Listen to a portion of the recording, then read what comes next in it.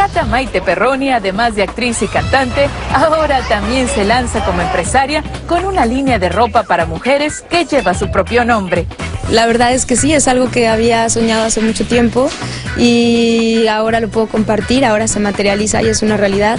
Yo soy una persona que procura compartir las cosas cuando ya son un hecho. Maite nos confesó que su primer objetivo es que su línea de ropa la puedan usar mujeres con todo tipo de cuerpos. Claro, el objetivo es ese, que todos podamos usarlo, que todos nos podamos sentir cómodos. Estoy involucrada al 100%, definitivamente hay un equipo que trabaja día a día para tener los detalles y para poder llevar a cabo toda esta producción, pero definitivamente todo lo que se hace está aceptado por mí y también hay muchas cosas que yo estoy proponiendo para que todo esto sea posible.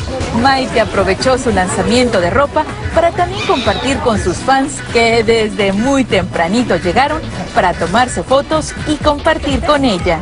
Estoy muy feliz, la verdad es que no me puedo quejar. Creo que no hay por qué quejarse cuando las cosas son de una manera linda y en este momento en mi vida tengo la fortuna de disfrutar tanto personal como profesionalmente, así que bueno, muy contenta. Qué gusto. Ahí tienen lo máximo. Maite, me mandas y la modelo. ¿Cuál modelo?